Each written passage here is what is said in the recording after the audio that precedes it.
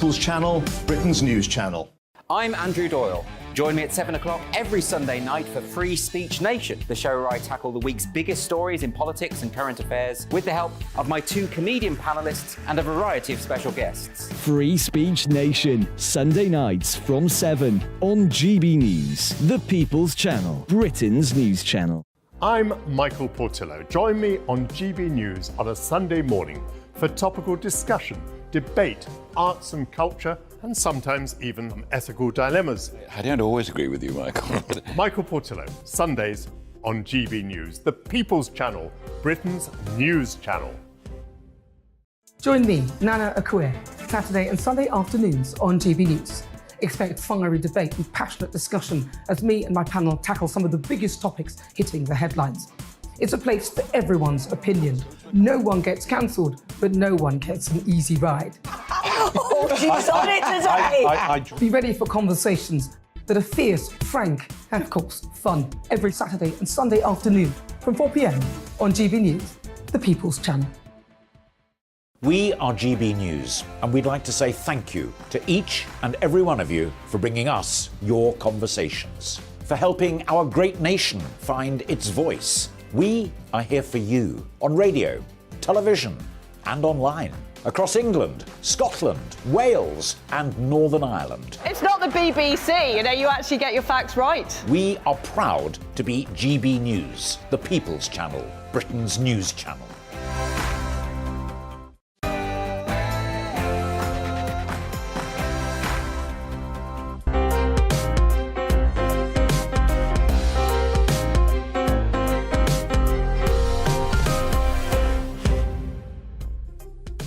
Good morning and welcome to Sunday with Michael Portillo, bringing you good conversation, arts and entertainment, ethical dilemmas and a sense of the ridiculous too.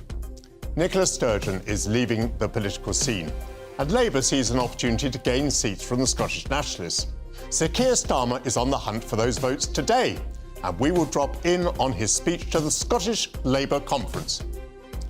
The Sunday papers today feature models flouncing down the catwalk, pouting, posing, pirouetting in outrageous designs. It's London Fashion Week, and for a few days our humble capital becomes the chicest city on the planet, crammed with glamorous models tottering down the runways, swishing past global celebrities, modestly hiding in the front row behind massive sunglasses. There will be fabulous parties and crazy extravagance. And well, there might be, as fashion is more significant in the UK economy than the car industry. Today, I'll cast my discerning eye over this multi-billion-pound business. Continuing with the razzmatazz, the red carpet will be rolled out tonight at BAFTA, the annual awards that are the precursor to the Oscars. Film is another area where Britain excels. A winner of both a BAFTA and an Oscar tells us that American directors love what Britain has to offer. All that, and I'll stray into the field of farming and be carried deep inside 10 Downing Street to relive the final days of that distinguished classic scholar Boris Johnson. Et tu, Brute. That's all after the news with Aaron Armstrong.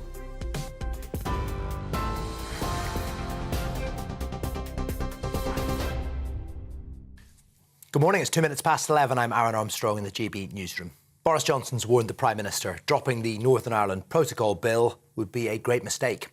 On Saturday, Rishi Sunak and the European Commission President issued a joint statement saying they'd made very good progress on fixing issues with the contentious post-Brexit trading arrangements. Now, the Protocol bill, introduced under Johnson, would empower the UK to unilaterally scrap parts of the treaty. Leader of the House of Commons, Penny Mordaunt, told GB News the former Prime Minister's intervention may have its merits. I think, it's helpful to remind the EU that we have the Northern Ireland Protocol Bill. It's helpful to remind them what those expectations are. But I would also just say that, look, there are encouraging signs. There is, people are saying there's a lot more to do, but progress is being made.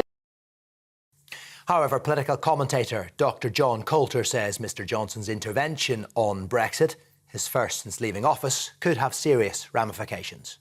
Solving the protocol deal in Northern Ireland will guarantee the security of the peace process for, I would say, the next generation. Now, what Boris has done is really thrown a Trojan horse into the political negotiations here.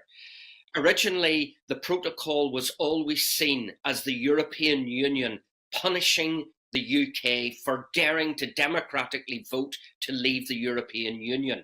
So we've got to get a solution to the protocol.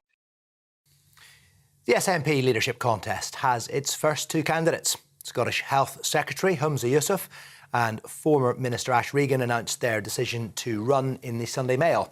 Other potential candidates to replace Nicola Sturgeon include the Finance Secretary Kate Forbes and Mary McCallan. Nominations close on Friday and the winner of the race will be announced at the end of March. The Labour leader will urge Scottish voters to take another look at his party when he addresses a conference in Edinburgh later. Sir Keir Starmer is expected to say Labour can bring the change Scotland needs, and he'll ask voters to put their trust in his party. He's also expected to promise a bold reforming government following Nicola Sturgeon's resignation as First Minister.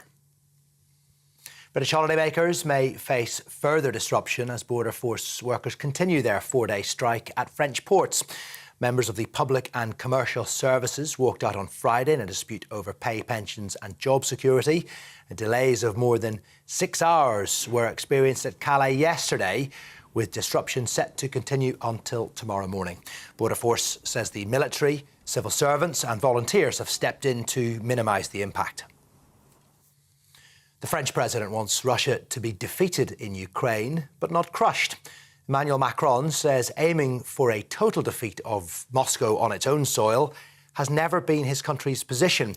Now, he's been criticised by some NATO allies for delivering mixed messages regarding his and France's policy on the war. The Kremlin, meanwhile, has accused Macron of duplicitous diplomacy, saying his remarks show the West is discussing regime change in Russia. The US Secretary of State has warned China it will face serious consequences if it provides lethal military aid to Russia. Antony Blinken says he believes China is considering supplying Russia with weapons and ammunition for the Ukraine war. He made the warning to China's top diplomat, Wang Yi, at the Global Security Conference in Munich yesterday. China's denied the reports that Moscow has requested military aid. Former US President Jimmy Carter is receiving hospice care at his home in Georgia. A statement from the Carter Center says the 98-year-old made the decision after a series of hospital stays, saying he wants to spend his remaining time with his family. And Mr. Carter suffered from a number of health issues in recent years, including a melanoma that has spread to his liver and brain. And an anthem written by the composer Andrew Lloyd Webber is one of 12 new pieces of music to be played for King Charles' coronation in May. King Charles has requested Greek Orthodox music to be played in tribute to his late father. Lord Lloyd Webber, best known for musicals including Evita and Jesus Christ Superstar, says he's incredibly honoured to have been asked. This is GB News. I'll bring you more as it happens, but now it is back to Sunday with Michael Portillo.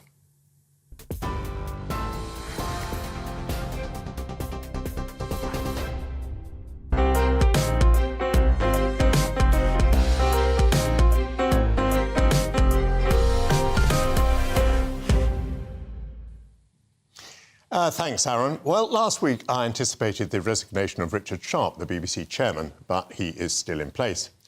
But, along with the rest of humanity, I failed to predict Nicola Sturgeon's dramatic announcement. Her departure as First Minister surely sets back the cause of Scottish independence.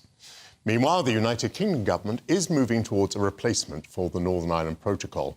It seems likely to pass through the House of Commons with Labour support. Taking those two developments together, the United Kingdom suddenly seems less likely to break up and to be more settled in its relations with the European Union. It was an important week, constitutionally speaking.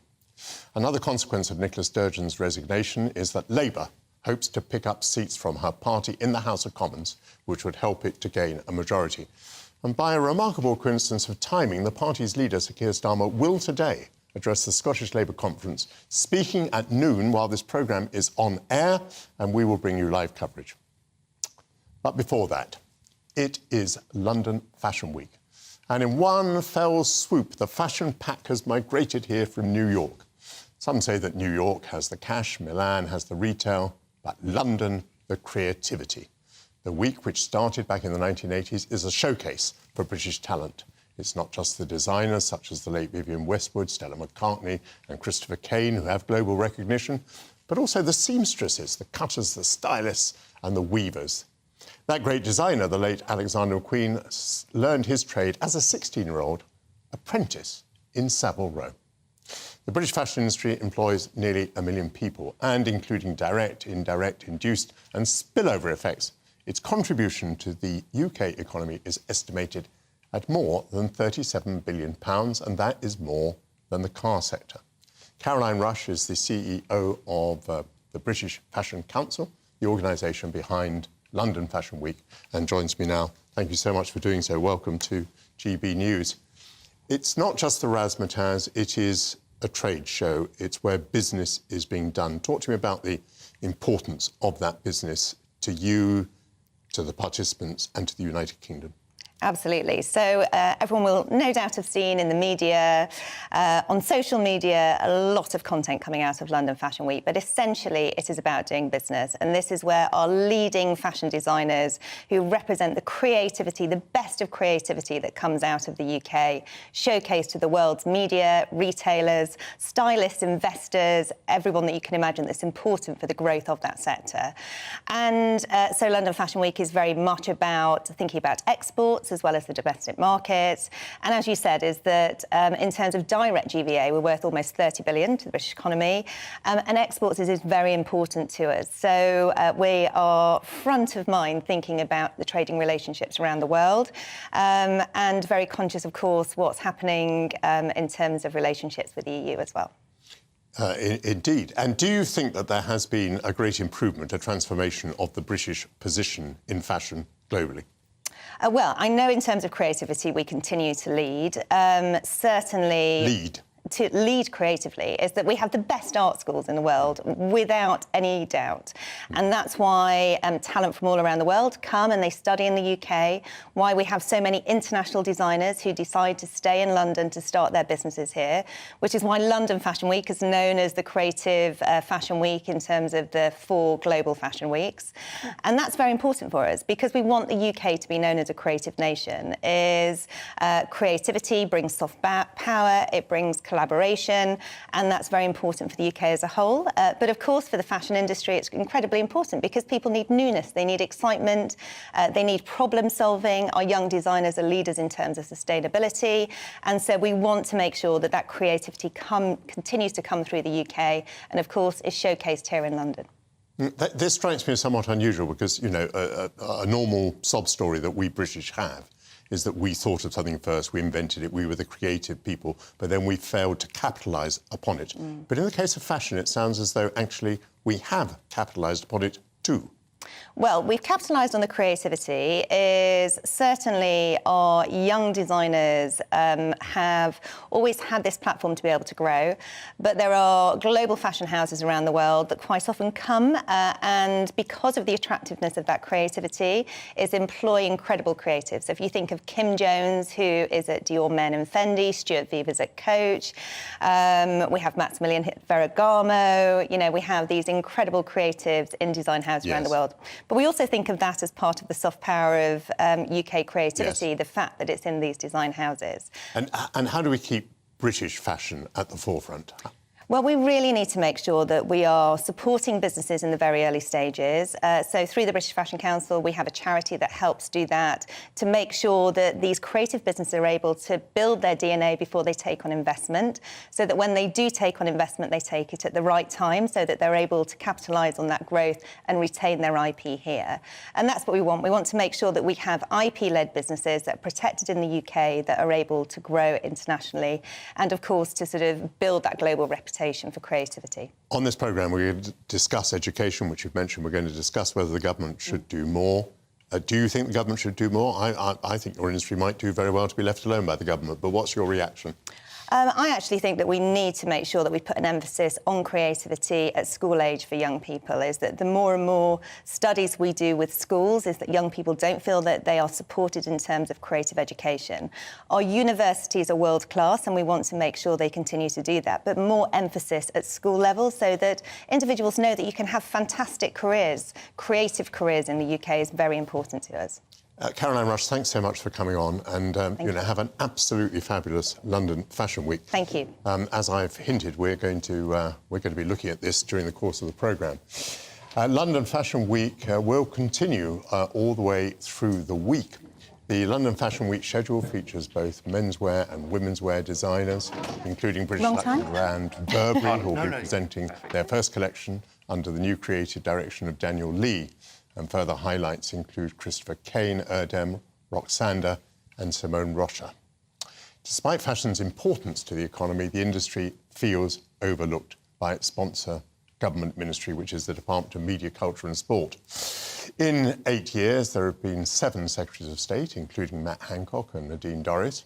Late last year, Chancellor Jeremy Hunt axed VAT refunds for foreign shoppers. Critics say that the decision is a hammer blow. And Burberry has announced the closure of its store in Bond Street.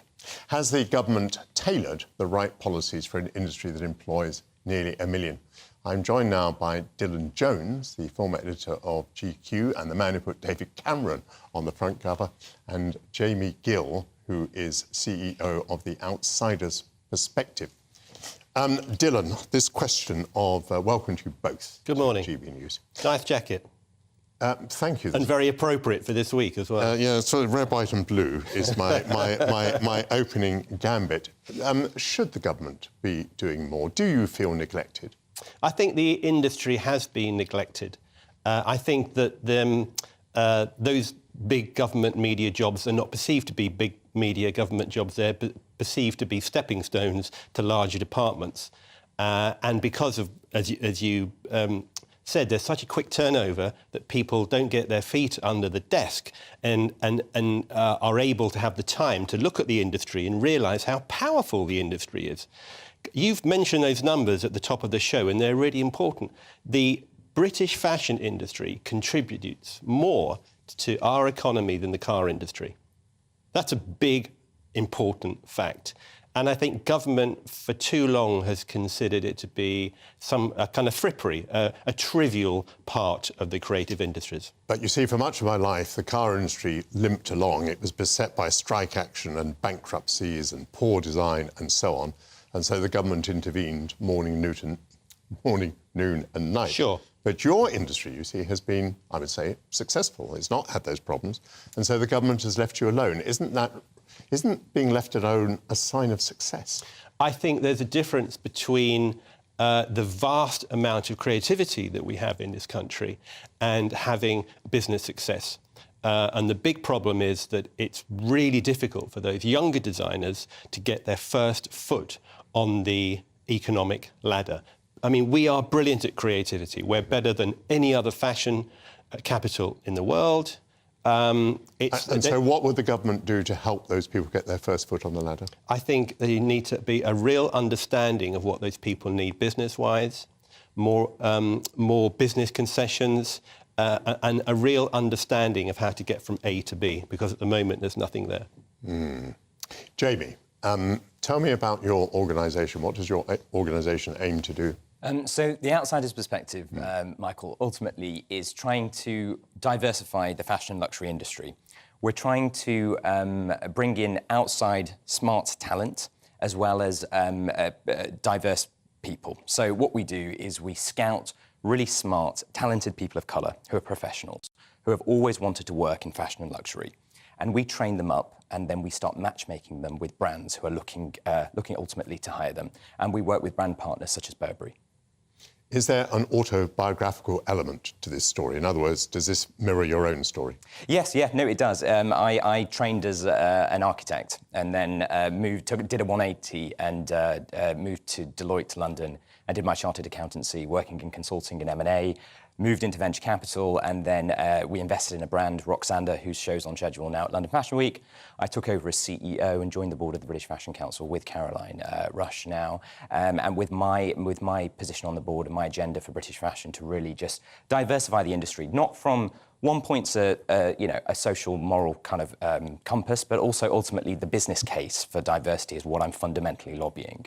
We really need smart, diverse business talent to really drive our industry forward. And ultimately, we're still working with a pool of business leaders who have trained in a similar path, in a similar way. And almost now, as times become somewhat uncertain, we could really benefit to pivot and be agile from an outside skill set, and that's kind of where the business focuses. Yes, take me a stage further with that, if you would, Jamie, because I can imagine that in a creative business, you've got a lot of huge personalities who are very good at design and maybe think they're very good at business, and maybe are these the sort of people maybe whose feet need to be attached to the ground a little bit.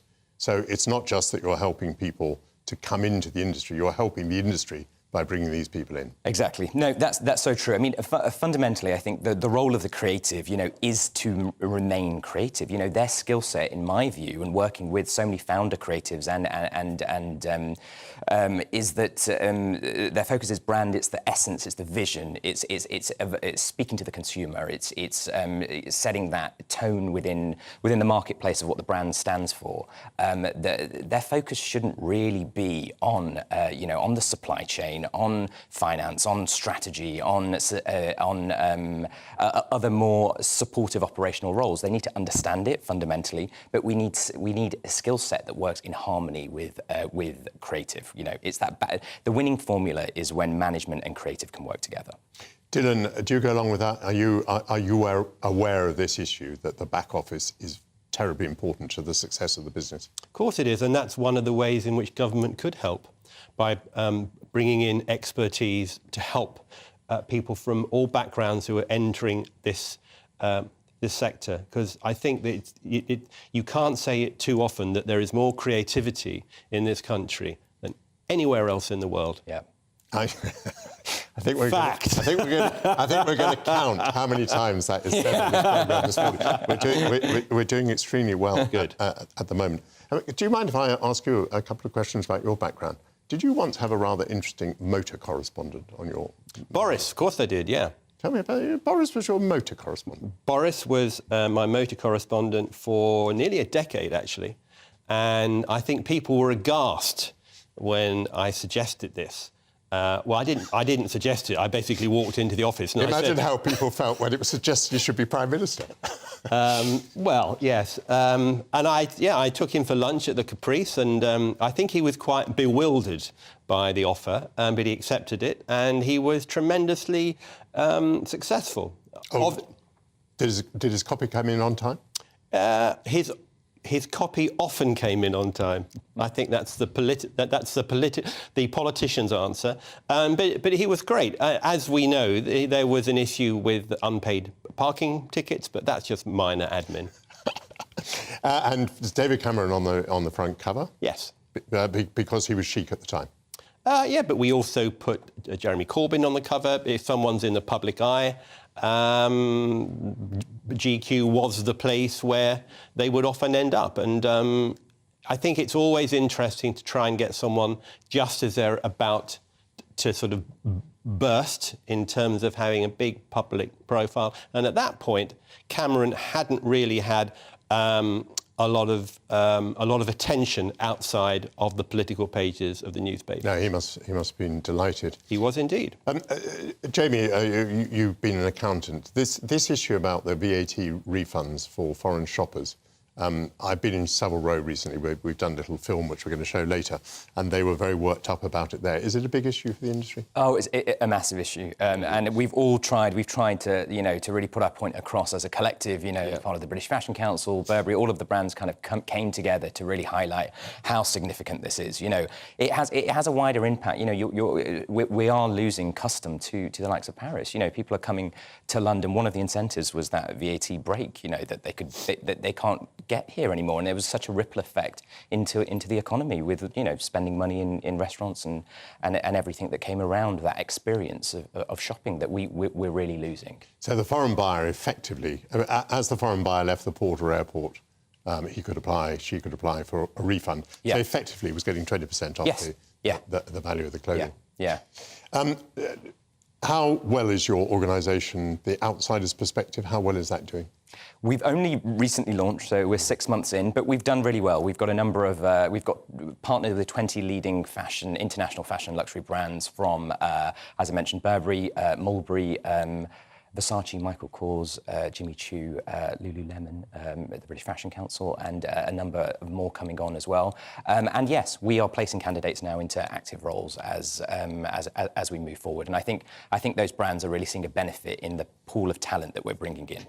Does the industry have a diversity problem? Are people put off coming into the industry? Is it regarded as an elite thing? Yeah, I think it is. I think it has been for some time, and I think we are aware of that as an industry, and we're trying our best, you know, to really move that narrative. I think the thing with the fashion industry is we appear super inclusive on our runway shows, ad campaigns. There is a spectrum of diversity that's presented there, but the reality where I'm sitting and where I'm lobbying against is the business, who's running that business, and I think that isn't reflective fundamentally, Michael, of our consumer. Well, who is our consumer, and where are they? Jamie, what are you wearing? I'm wearing a Fendi jacket and some Fendi trousers. Very good. Dylan, you an optimist? We're in London Fashion Week. Are we going well, or is the future uncertain because you want more support from the government? No, it's bouncing back in a major way. The fashion industry will continue to thrive with or without government support. But the most important thing is that it's an industry which is driven by regeneration. Each subsequent generation seems to come up with extraordinarily creative ideas, and we are peopled with some of the most creative people in the world. I think that point is coming home this morning. Good, I'm glad. Many thanks to Jamie Gill and Dylan Jones. Coming up, the designers have the ideas, but it's the skills of the people behind the scenes that bring the sketch to the runway. Why is the UK so good at making great fashion? That's after the break.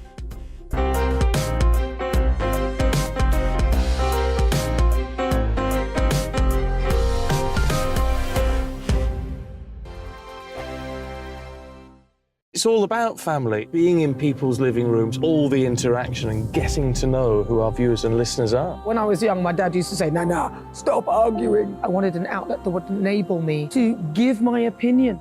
People are going through a really hard time right now, and I know that you don't feel like you're being listened to by the establishment. I came to GB News because it's the People's Channel, and I want the audience to have their say on the events of the day. We're dynamic. We do something different. Democracy shows that the wisdom of the nation is in its people.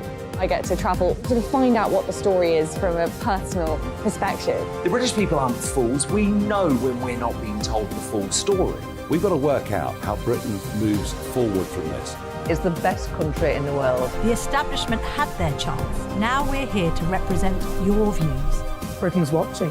Britain's watching. Britain's watching. We're proud to be GB News. The People's Channel. Britain's news channel.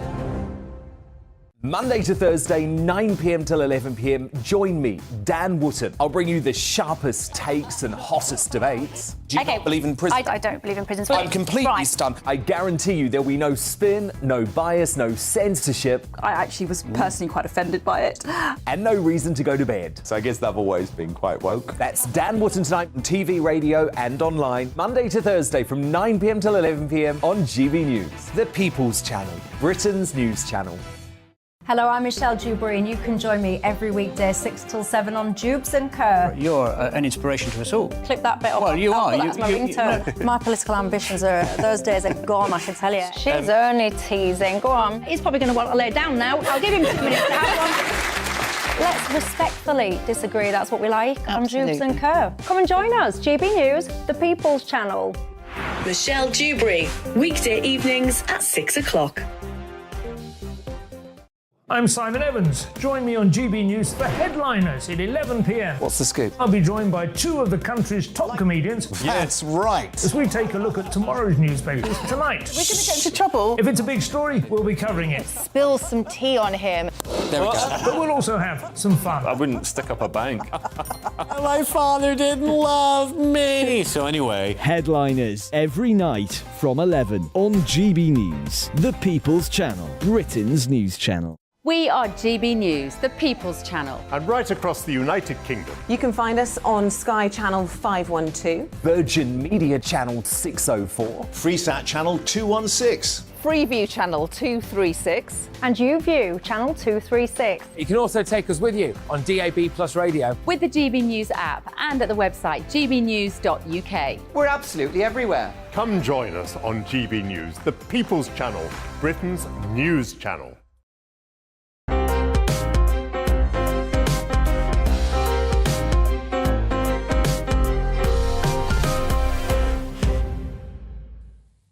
Welcome back, and continuing with fashion from Burberry to Victoria Beckham. British brands are consistently amongst the most recognised and successful in the world. And behind the famous faces, pattern cutters, seamstresses and journalists like Vogue legend Anne Winter are the graduates of the British fashion education system. British universities and colleges offer over 500 courses, and graduates find positions all over the globe. Institutions like Savile Row also offer apprenticeships, and British fashion businesses incubate design and craftsmanship. Lee Lapthorne is the head of the Institute of Jewellery, Fashion and Textiles at Birmingham City University. Thanks for joining me. Good morning. Now, you offer quite a range of courses. Yes. And they cover the whole gamut of fashion, I believe. Tell us about that range. Sure. So not only do we have fashion design courses, but we have fashion promotion courses. So fashion promotion, fashion business, buying and brand management. So, yeah, not just focused on fashion design.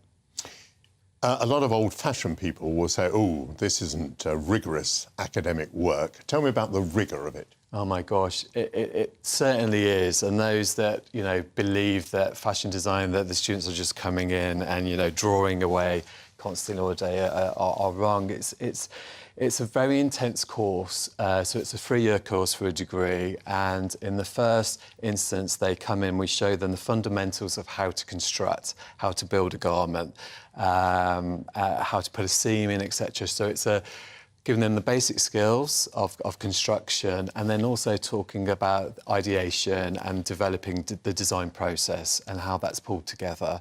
So researching, looking at historical facts, looking for inspiration, looking at culture, etc. So that tends to be in the first year, so we give them the kind of underlying basis of design.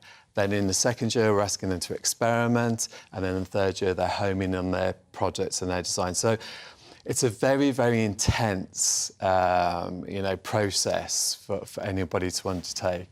And why do you think that British education in this field is strong? What are we doing better than at least some other countries, or many other countries? I think we're the world leaders in education for the fashion industry. Why? Why? Well, the UK is a hotbed for creativity, and we need to celebrate that. So we often get designers and applications from all over the world coming to the UK.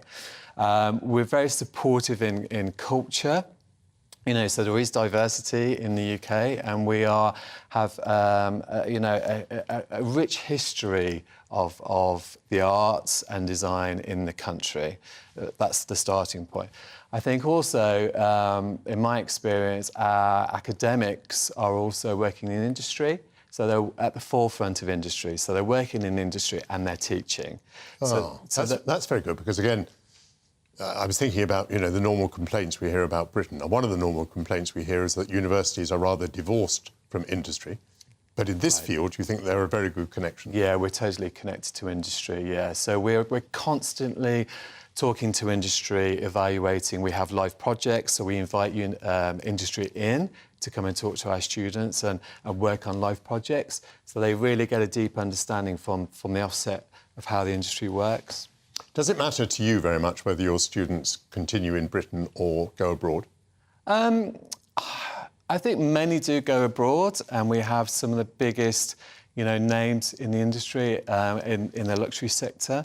So often the big fashion houses, you have somebody that's been educated in the UK behind them, and that's fantastic. And but I think we're also educating our students to go into the industry, into the high street sector as well, which again is very rich in the UK. The sense that some British students will find their positions abroad. On the other hand, many foreign students are being educated by you at Birmingham and elsewhere. Yeah, totally. So we have students from all over the world come to us for our education. And then, we do celebrate the fact that they go back to their own countries and they're very independent and they're very successful. And I think that we need to, again, support that and ensure that we are the world leaders in education, as I said, we are. And within your institutions, within your universities, does your Chancellor and your Vice-Chancellor value what this department does? Yeah, totally, yeah. Often, a fashion course is the flagship of a university. Really? Yeah, because we're bringing creativity together, design processes, and, everybody loves a fashion show. So, it's a great PR opportunity for a university to get out there and to promote the kind of wider design courses that they have. Talking about fashion shows, this is London Fashion Week. What is your role or the role of your institution in that? So, again, I work in industry, I support designers. I'm the head of the institute, as you said, at Birmingham City University, but I also work in industry. So I research current trends and the value of the future of the fashion industry. So on Friday, through my event called On Off, I supported designers during London Fashion Week, where we take emerging talent and we promote them to the industry, into the world. So just on Friday, we had a show where we showcased both digital and physical garments at London Fashion Week.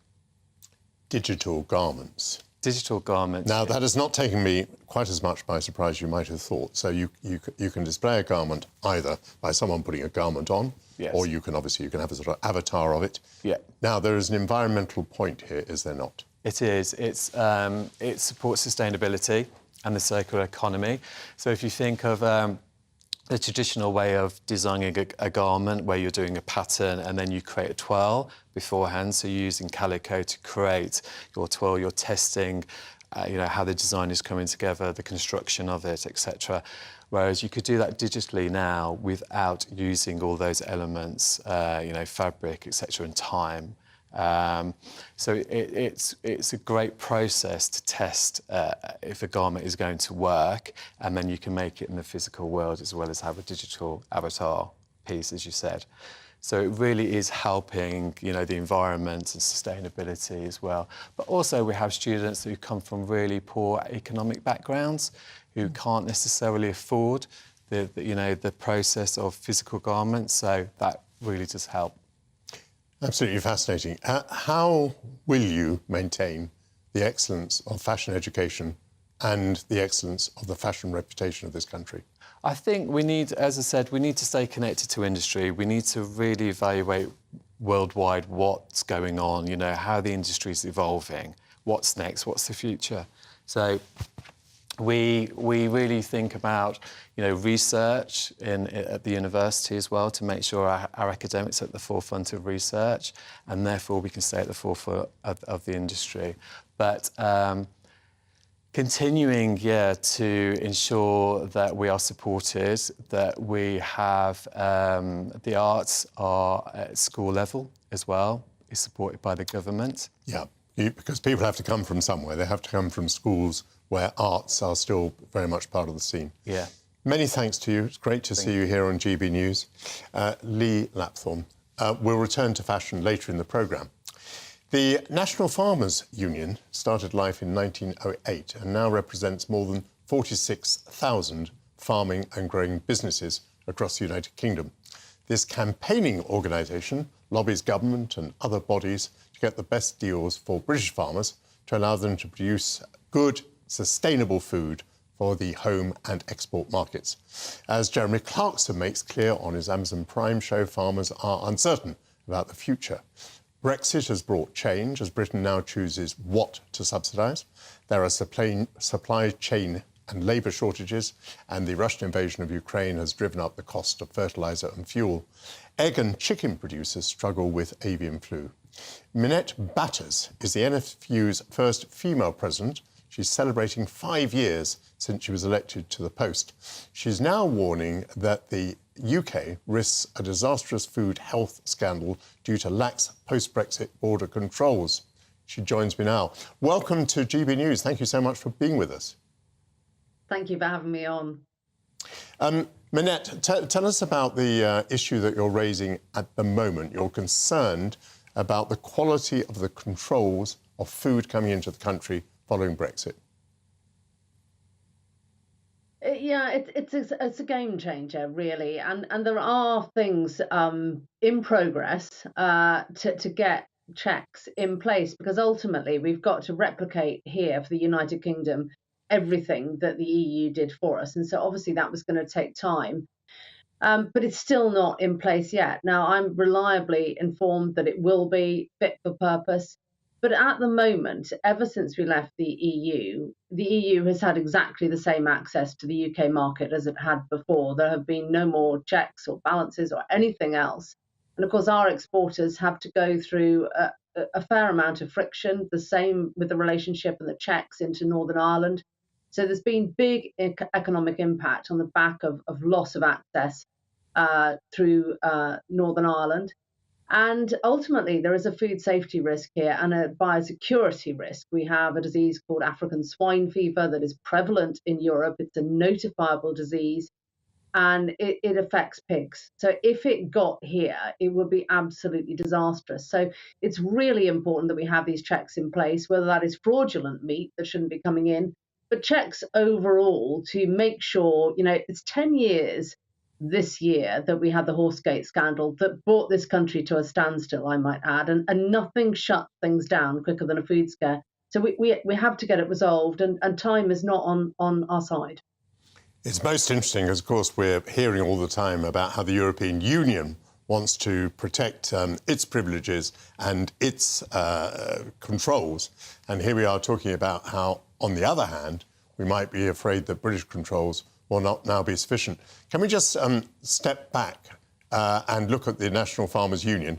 Unions are in the news a great deal at the moment because there's a lot of strikes going on, but you're not that sort of union. What does your union do? You're absolutely right.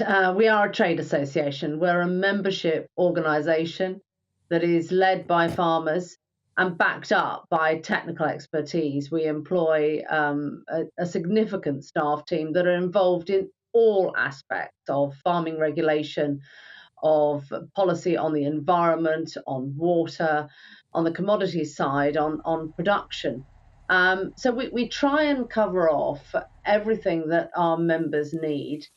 So we're available to be helping them at all times. And we also lobby on their behalf. Really, our whole aim, our whole ethos, our raison d'etre is to have a profitable, sustainable, thriving agricultural sector. And of course, I think the separation, you talked about us being a campaigning organisation. I've been very keen to campaign more and to talk about food more, because at the end of the day, farmers produce our food for every single one of us, whatever our diet is. We need farmers to continue to produce our food, because otherwise, we're in dire straits. And I think we've lost that link a bit. So, for us, we committed to achieving net zero. We're a very exciting sector, one that can truly achieve net zero. Itself, obviously we are a small source of emissions, but we are a sink. So climate smart farming, we can really, I believe, lead global change in how we produce our food and tackle climate change. One of the very big changes that has been produced by Brexit is obviously the change in the subsidy structure. The European Union used to organise the subsidies to farmers. Now they're organised at a national level. And there was quite a change of policy here, was there not? Do the new policies make sense? Are they complete? Are they working? it's been quite a journey, really, leaving the Common Agricultural Policy. It had previously been a sort of production-linked subsidy, really. It had changed, and without going into all details on the CAP, it was ending up far more of a social policy, if you like, of keeping farmers on the land, often in very, very challenging parts of the country, which is still something we face into today, about the social aspect of keeping farmers very much local schools, tourism, pubs, allied trades. It is the bedrock of the rural economy. So the change that really Michael Gove led in the very beginning was to go from a production subsidy to public monies for public goods, delivering for the environment, for water quality. Food production, we've always been saying food is a public good. Without food, as I've just said, we're in trouble. So for us, it's about trying to make sure that food production and the environment are linked in this new policy world. Now, that's not been easy to achieve. And of course, you know, in my time, I've worked with 4 different prime ministers. I've worked with many different secretaries of state, and things have changed. So it's not where it needs to be. That is a certainty. But it is better than it was. But as I say, the link between food and the environment is absolutely paramount. Keir Starmer is reportedly agreeing with something that Liz Truss said in 2014 when she talked about the disgrace of importing so much cheese. And I think she talked about apples and pears and various other things as well. Are you concerned about unnecessary levels of importing, that we ought to be producing more of our own food? Oh, without any shadow of doubt, we should be producing more of what we're good at, and particularly prescient with the horticultural sector.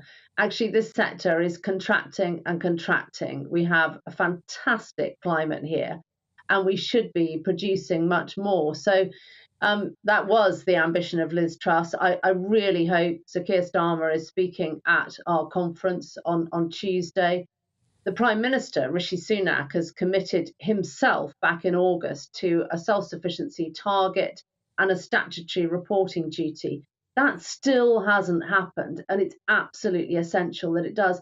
Many people, I'm seeing a lot of pictures on social media, many people at the moment will be seeing empty supermarket shelves, particularly in the fresh produce side of things, shortages of tomatoes, of leafy salads, vegetables, a lot of empty shelves. We saw rationing of eggs in the run-up to Christmas. And indeed, we called an emergency press conference to talk about what was needed. And it really does need everybody to step up. You know, we need government to make sure that parts of primary food production, where there is a lot of energy usage, things like growing tomatoes, peppers, have to be grown under cover. So we need to make sure that they are part of the energy trade intensive scheme that the government has in place. At the moment, no farming business is, and that's leading to contraction. And we also do need to make sure that we're producing more here. At the moment, we are importing more, which is totally unsustainable. Minette, just a quick one at the end, if we may. You are a farmer yourself, I believe. Will you be able to go on sharing those important duties with running the National Farmers Union? I've always juggled both jobs, running the farm here. My children would say that, you know, they should be at the top of the list, and indeed, of course, they are. But they're growing up fast now. So yes, I juggle a lot of balls, but it's incredibly important, my role right now. And I know that history will judge us all, and me included. So food matters, and hence farming matters too. Congratulations to you on your first 5 years. That's Minette Batters of the National Farmers Union. Coming up, the celebrities will be out in force tonight for the BAFTAs, but the people behind the scenes make them look and sound good. That's another thing that the British are really good at. That's after the break.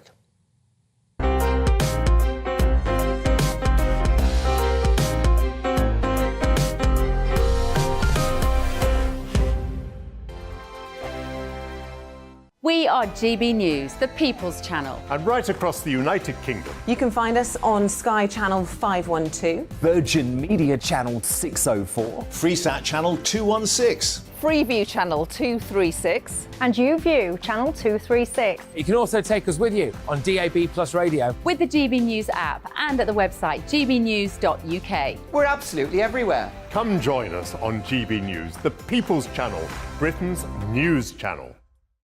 Join me every Sunday at 6 p.m. for Gloria Meets. In exclusive interviews, I'll be finding out who our politicians really are and what they really think. It's something that you would never want anyone to suffer. I didn't know what channels there were. I didn't think I'd be believed. I must have weighed about 7 stone and I'm 5'8". My instincts was to sort of cover this up. I mean, clearly that was a mistake. Join me every Sunday at 6 p.m. on GB News, the People's Channel, Britain's news channel. Monday to Thursday on GB News, it's Bev Turner Today from 10 a.m. We're going to be here for you, our GB News family, to keep you up to date, but also make you smile. There's a guy who went from puberty to adultery. And I can't wait to bring a few of my own opinions. I have no time for cultural totalitarianism. We'll engage in passionate, but always polite debate, with your thoughts and opinions at the centre of it all. Only on GB News, the People's Channel, Britain's news channel. Hello, I'm Michelle Dewberry, and you can join me every weekday 6 till 7 on Jubes and Kerr. You're an inspiration to us all. Clip that bit off. Well, you are. That's my ringtone. My political ambitions those days are gone, I can tell you. She's only teasing. Go on. He's probably going to want to lay down now. I'll give him 2 minutes to have one. Let's respectfully disagree. That's what we like on Jubes and Kerr. Come and join us. GB News, the People's Channel. Michelle Dewberry, weekday evenings at 6 o'clock.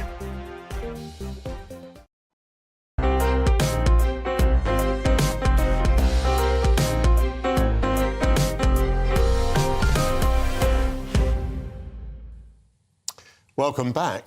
Celebrities will be out in force tonight as the BAFTAs take place at the Royal Festival Hall in London. Often seen as an indicator of the way that the voting will go in the Oscars, British actors such as Emma Thompson, Bill Nighy and Eddie Redmayne are nominated in the main Best Actress and Actor categories. There's also plenty of British talent behind the scenes, with British technicians highly regarded in the movie industry.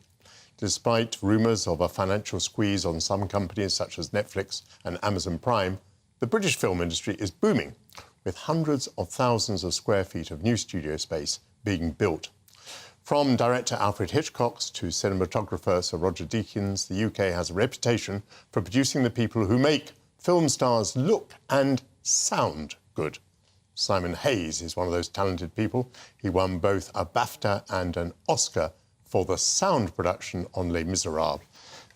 And you're with me now, which is absolutely fantastic. Welcome to GB News. Good morning to you. Thank you. Thanks for inviting me in, Michael. How are you? I'm great, and I'm fascinated by this because obviously I do a bit of documentary making, but in a feature film, the sound must be an extraordinary undertaking. For example, tell me a bit about what you had to do for Les Miserables. Les Miserables was an incredibly creative project because Tom Hooper wanted to record all of the singing live, which hadn't been done before. Normally with musicals, there's a lot of lip sync where we go from dialogue and transition into an actor pretending to sing over a really well-recorded studio backing vocal.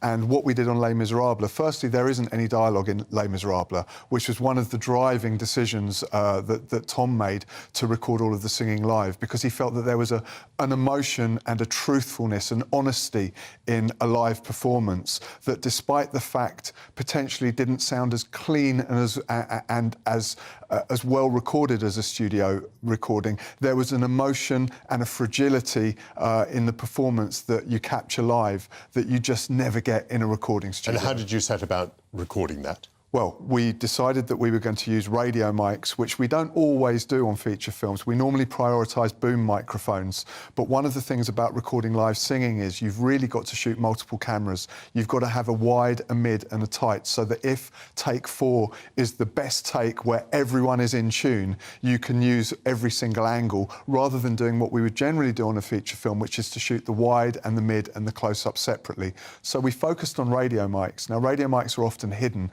Like we're wearing now, Exactly. you and I. And of course, when you don't hide them, they sound really, really great. But when you start to hide them under fabric, they can get very rustly. So what we decided our workflow would be on Les Miserables was to put the radio mics on the outside and have our visual effects friends paint them out afterwards. Oh, my goodness. Which it basically preserved that original performance. It preserved that emotion that Tom was trying to convey to the cinema audience. And we basically technically removed them with the advances in CGI.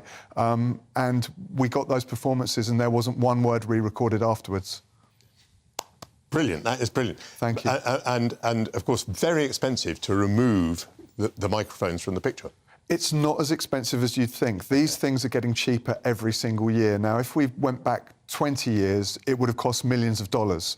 But actually, the final bill on Les Miserables wasn't anywhere like that. It was actually much, much cheaper to remove the microphones than it would have been to get all of the actors back in afterwards and re-record them. So actually, these things are becoming more and more accessible. What do we have here? I was very fortunate to win an Academy Award and a BAFTA for that film. You know, I'd like to thank Anne Hathaway, who really championed my cause in all of her interviews. She thanked the sound team, which is unprecedented.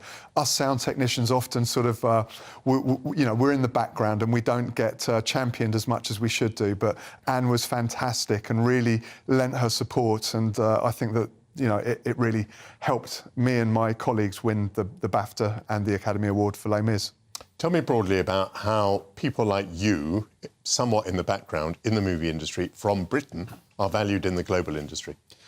It's been known since the beginning of the film industry that British technicians lead the way. We do in all departments, and the way that the film industry works is it's a little bit like an army.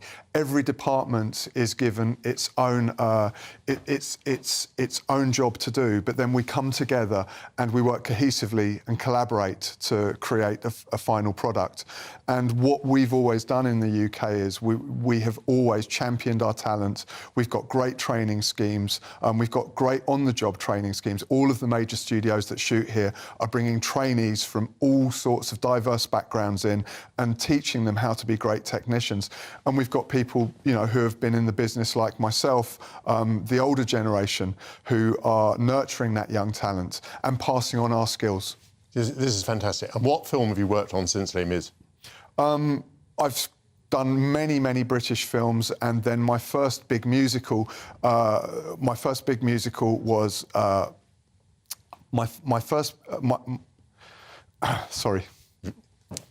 My first big musical was Mamma Mia with Meryl Streep. Oh, wow. Meryl wanted to sing live on that, which gave us a great opportunity to actually champion this workflow that we use so successfully on Les Miserables.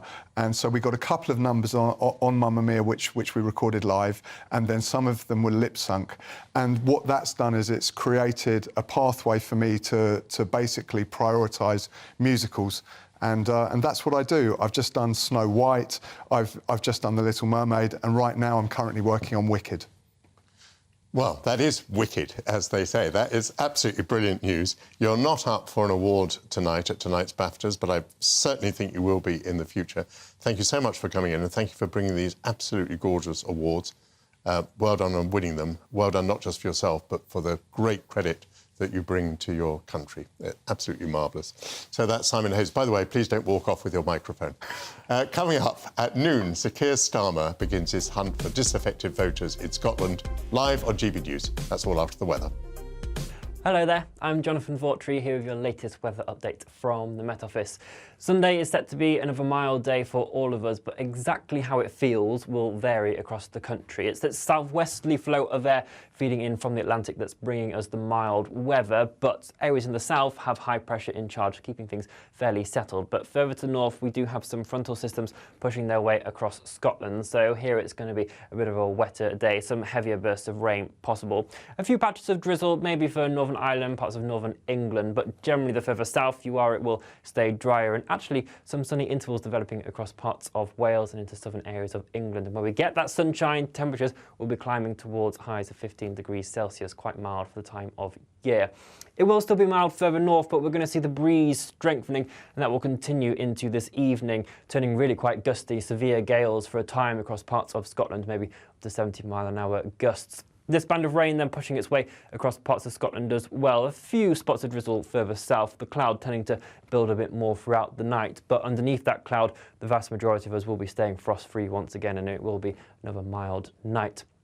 Throughout Monday, that band of rain in the north is going to stall a bit across parts of Argyll and Bute in towards Stirling, so it could be a fairly damp day here. To the north of that, actually some decent sunny intervals, but remaining rather windy across Shetland.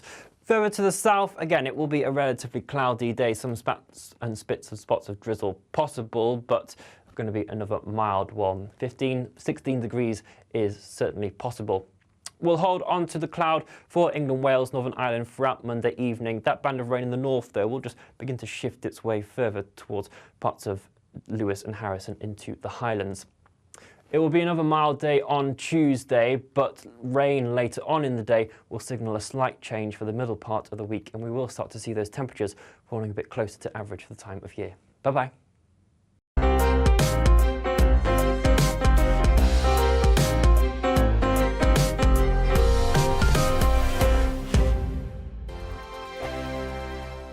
First and foremost, I am a GB News fan, and I was before I was working here. Just love the fact that we're asking the questions that a lot of establishment media won't ask. With a bit of a twist, we not only want to inform you, but we want to keep you entertained. It's worth the drive because you get in and the team's all ready and waiting, they're itching to go, and it's a proper little family. GB News is the People's Channel. It's the audience that makes the programme sing. We're giving our viewers and our listeners a voice. I see the thousands of your letters, tweets, emails, you name it, coming in. Britain is broken. How on earth did we get into this mess? But more importantly, how do we get out of it? The establishment had their chance. Now we're here to represent you. It's time for something different. It's time for GB News. I'm very patriotic. I believe in Britain. Our best days lie ahead. Britain's watching. Britain's watching. Join us here on GB News. The People's Channel. Britain's news channel. We are GB News, right across the nation. You can get us on television, on radio, on digital. We're absolutely everywhere. Amazing! You see, amazing! You remind me of me in the European Parliament. But here's the most important bit. We are not part of the mainstream establishment. We think and speak just like you do. We are the People's Channel. Magnificent. That's really, really thoughtful. Come and join us on GB News, the People's News Channel. Monday to Thursday, 9 p.m. till 11 p.m. Join me, Dan Wootton. I'll bring you the sharpest takes and hottest debates. Do you not believe in prison? I don't believe in prisons. I'm completely stunned. I guarantee you there'll be no spin, no bias, no censorship. I actually was personally quite offended by it. And no reason to go to bed. So I guess they've always been quite woke. That's Dan Wootton tonight on TV, radio and online. Monday to Thursday from 9 p.m. till 11 p.m. on GB News. The People's Channel, Britain's news channel.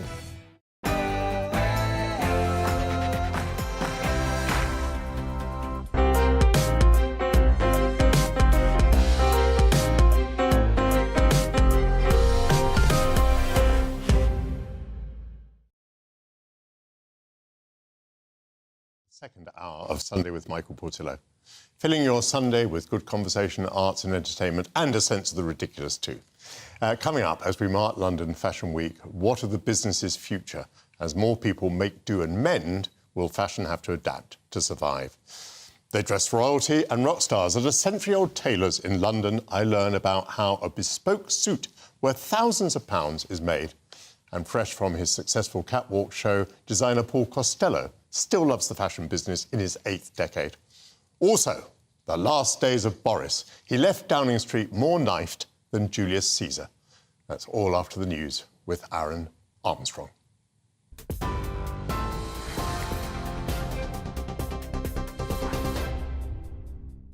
Good afternoon. It's 12:05. I'm Aaron Armstrong in the GB newsroom. Boris Johnson's warned the Prime Minister dropping the Northern Ireland Protocol Bill would be a great mistake. On Saturday, Rishi Sunak and the European Commission President issued a joint statement saying they'd made very good progress on fixing issues with the contentious post-Brexit trading arrangements. The protocol bill, introduced under Johnson, would empower the UK to unilaterally scrap parts of the treaty. And Leader of the House of Commons, Penny Mordaunt, told GB News Mr Johnson's intervention highlights the bill's function as an important bargaining chip. I think, it's helpful to remind the EU that we have the Northern Ireland Protocol Bill. It's helpful to remind them what those expectations are. But I would also just say that, look, there are encouraging signs. There is, people are saying there's a lot more to do, but progress is being made. However, political commentator Dr John Coulter says Mr Johnson's intervention on Brexit, his first since leaving office, could have serious ramifications. Solving the protocol deal in Northern Ireland will guarantee the security of the peace process for, I would say, the next generation. Now, what Boris has done is really thrown a Trojan horse into the political negotiations here. Originally, the protocol was always seen as the European Union punishing the UK for daring to democratically vote to leave the European Union. So we've got to get a solution to the protocol. The SNP leadership contest has its first two candidates. Scottish Health Secretary Humza Yousaf and former Minister Ash Regan announced their decision to run in the Sunday Mail this morning. Another potential candidate to replace Nicola Sturgeon is the Finance Secretary Kate Forbes, along with Mary McCallan. Nominations will close on Friday and the winner of the race will be announced at the end of March. British holidaymakers may face further disruption as border force workers continue their 4-day strike at French ports. Members of the public and commercial services walked out on Friday in a dispute over pay, pensions and job security. Delays of more than 6 hours were experienced at Calais yesterday, and disruptions are set to continue until tomorrow morning. Border Force says the military, civil servants and volunteers have stepped in to minimise the impact.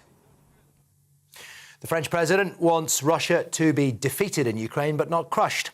Emmanuel Macron says aiming for a total defeat of Moscow on its own soil has never been his country's position. Now, he's been criticised by some NATO allies for delivering mixed messages regarding his policy on the war. The Kremlin has accused Macron of duplicitous diplomacy, saying his remarks show the West is discussing regime change in Russia. Meanwhile, the US Secretary of State's warned China it will face serious consequences if it provides lethal military aid to Russia. Anthony Blinken spoke to the country's top diplomat, Wang Yi, on the sidelines of the Global Security Conference in Munich.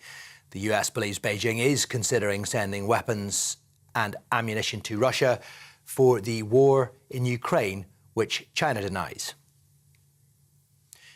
And an anthem written by composer Andrew Lloyd Webber is one of 12 new pieces of music to be played for the King's coronation in May. King Charles has requested Greek Orthodox music to be played in tribute to his late father.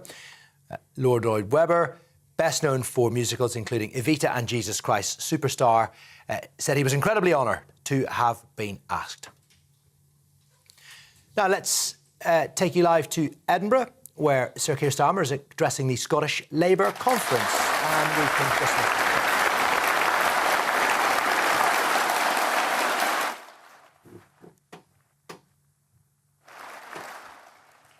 Labour can boot the Tories out of government at Westminster and boot the SNP out of Holyrood. Only Labour can unite our country. Well, it appears we may have to wait a little longer for Sir Keir Starmer, the Labour leader, about to address that conference in Edinburgh. When that happens, we'll bring it to you here on GB News, of course. But until that does come up for us, we'll return to Sunday with Michael Portillo.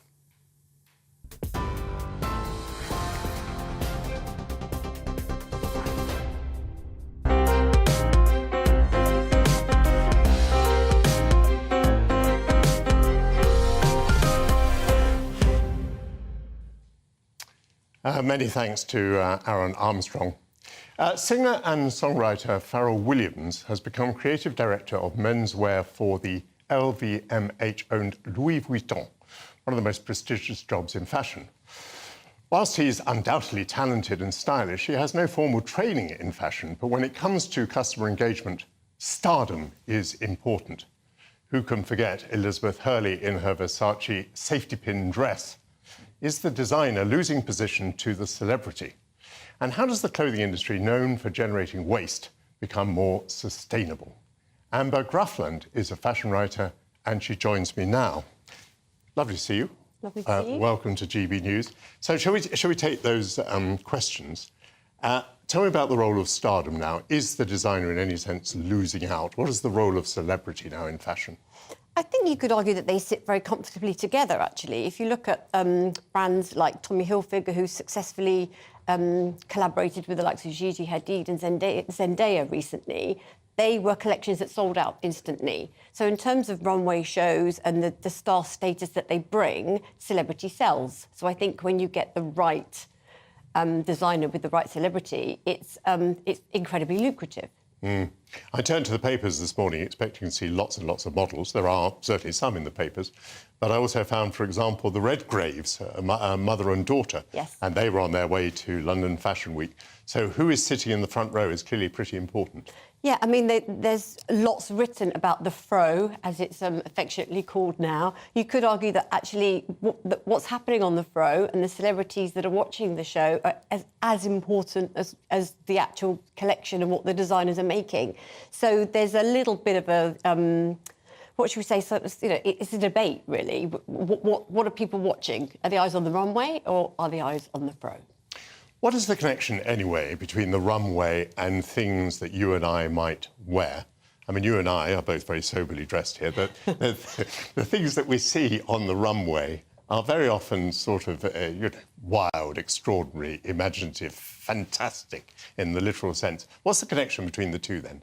Well, when you walk along the high street and you see high street collections, they're absolutely influenced by what happened on the runway, 6 months previously. I think the turnaround is faster now, and I think what you've seen over the last 25 years, where a designer you'd have a runway show and it would take 6 months for those clothes to make it onto the high street. The high street are very quick to turn those trends around now, and you're looking at kind of 6-week turnaround, but it still absolutely influences what we wear. And as you say, what we see on the runway is it's a designer's creative vision, but it does filter down into the colours that we wear, that dictate the trends, the shapes that we wear, and it absolutely is predicting what's going to happen in the future. Do we still have seasons? No, I don't think we do, and I think it's something that the fashion industry is grappling with. I don't think we shop seasonally anymore, and even if we did, you're looking at clothes that actually are out of season, and I think we have a real problem there. And of course, global. I mean, there are two hemispheres to this world. Absolutely. So you're looking at... It's a global fashion industry, and I think the issue of seasonality is they talk about addressing it, but it hasn't been addressed. Now, what about waste? I mean, this is a very big industry, a very successful one, but nonetheless, the figures about waste are deeply shocking. It is one of the major polluters. It really is. So the British Retail Consortium have made a commitment that by 2040, that retailers will be carbon neutral. It's obviously a very ambitious target. The target that was set was 2050, but actually the BRC have brought it forward by 10 years, so they're obviously confident that they're going to be able to achieve it. It started off with 20 retailers that had signed up, now it's 60, which is great news. I mean, that's pretty much all the big names that I can think of have signed up to it. It's ambitious, yes, but it's being taken very seriously, and if we can achieve that, then actually I think by 2040 you can probably buy something and be very confident in the knowledge that actually these targets are being met and actually the industry is carbon neutral. So that is very exciting. What about the responsibility of the consumer? If we are concerned to reduce the impact on the planet, what steps can we take? I suppose we could buy second-hand. I suppose we could buy things of higher quality that lasted for longer. I think there's a huge emphasis on that now, and I think it's actually a very exciting time in terms of the way people's attitude is changing. I think when I started out as a fashion journalist 25 years ago, it was all about the new. You know, people were literally buying something to wear it once, and this idea of fast fashion, nobody had really thought it through, and the environmental impact of it wasn't being talked about or considered. Whereas now, I think everybody is thinking about that. You only have to look at the fashion rental sites now that are doing really well. This whole idea of circular fashion, and I think there is an emphasis again on buying something of quality that will last. This. The concept of mending clothes is back on the agenda again. We didn't mend... If something was broken, we threw it away. I mean, it was shocking, really. But actually now you've got people like the Restory, really successful company. You can send your items off to them and they will repair them, and the repairs that they carry out are incredible. So I think that we really are changing the way we shop and the way we look at fashion. And talking about people with the needle and thread, we're all very worried about who makes our clothes and in what conditions they're working. Yes, absolutely. And that is, the onus is on the consumer. Yes. And I think I work with lots of brands on how they communicate this message. And I guess the danger is that these brands are greenwashing and that they're saying that they're doing a lot when they're not. But actually, the brands that are signed up to the BRC, they can't greenwash now. There's a very clear set of criteria on what they have to achieve. So I hope that actually transparency to the consumer is there now. Josh, you clearly enjoy your subject. Thank you very, very much indeed. Amber Grafland. Coming up, the skills that make a suit. Why do the tailors of Savile Row believe that the world still wants to dress like the British gentleman? That's after the break.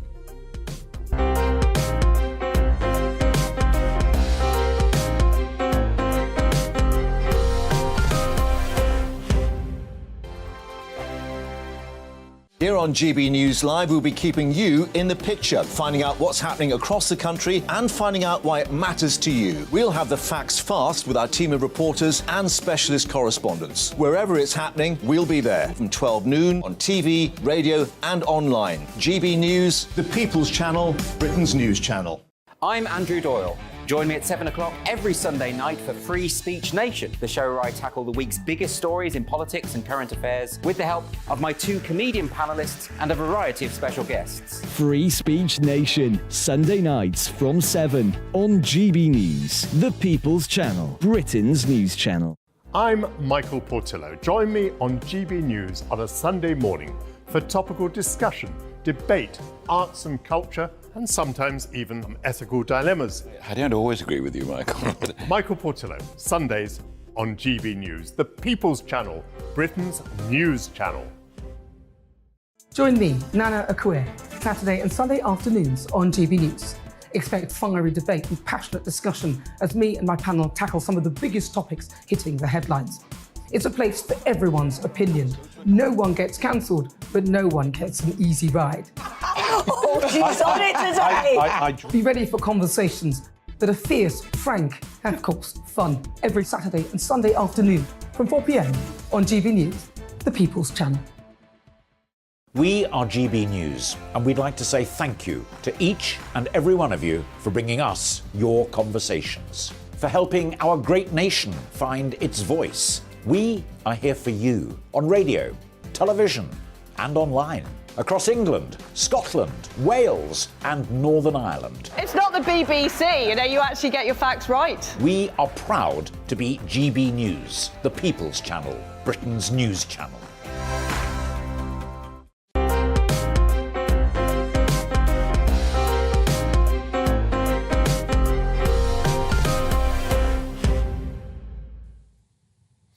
Welcome back. When you think of fashion, it's usually clothes for women that come to mind. But the menswear industry is also extremely valuable. Whilst not quite as big as women's wear, the market is being driven by high-spending millennials and the influence of celebrities. The British menswear industry is underpinned by centuries of tradition, whether it's the fabrics from the mills in the north to the tailors of Savile Row district. And more of that in just a moment. Paul Crowton is editor-in-chief of The Rob Report, a monthly magazine covering fashion and luxury industries. It's lovely to see you. Talking there about high-spending individuals, I've just been in Savile Row and I was pretty shocked by the prices. I mean, I'm quite a well-off person. Is fashion very much driven by people who have quite a lot of money? Is there men's fashion for the lower spender? I think there is, and there's certainly tailoring for the lower spender. I think whatever price bracket you want to go into to to the fashion world, you can find something. But I think for men, it's more about, I would say it's more about style than it is about fashion. I think there are more people that are interested in looking good, but not necessarily that bothered about looking fashionable, because fashion changes every 20 minutes. But men's style, a well-cut suit, a nice jacket, that kind of thing has been the same for 100 years, give or take half an inch of a lapel or whatever. You know, that kind of thing doesn't change. So I think if you're constantly chasing the latest fashion, the coolest new trainer or whatever it might be, that costs a lot of money to keep up. Whereas if you're talking about Savile Row, if you go and spend some money on a Savile Row suit, you'll be wearing that in 30 years and you'll pass it down to your children potentially. So in terms of a cost per wear basis, it's actually not as crazy money as you might think. And as we were just talking about sustainability there, if you're buying an expensive garment, keeping it for a long time, repairing it, keeping it up to scratch, that is actually pretty good for the environment. Do you detect attitudinal changes in men? I think so, particularly kind of post-pandemic. I think the pandemic meant many of us were at home. We were very used to being comfy, whether that was sort of track pants or certainly not wearing perhaps the suits that we might have had to wear previously to work. And now we're going back into this bit more kind of a hybrid environment where we in work a bit, off work a bit. I think people are being a bit more sort of comfortable in wearing things that they like and they enjoy wearing. So I think more and more men, we're hearing certainly, are wanting to wear tailoring for themselves because they look good in it, their partners like them in it, and they're wearing perhaps a suit on a Saturday to go to a dinner party or for dinner, whereas they wouldn't have done that previously because they wanted to get out of the work suit. And perhaps people are commissioning suits maybe a bit like what I'm wearing, which isn't a traditional business suit by any means, but you can certainly start now have a bit of fun with tailoring and wearing with a denim shirt or something. And you know, what are you wearing? Is that a tweed? It's a tweed. The cloth is by Xenia, but it's a suit cut for me by Whitcomb and Shaftesbury, which is a bespoke tailors just off the row. And what's interesting for me is that there are these great bastions of tailoring on Savile Row, but there's fabulous tailors off the row elsewhere in London.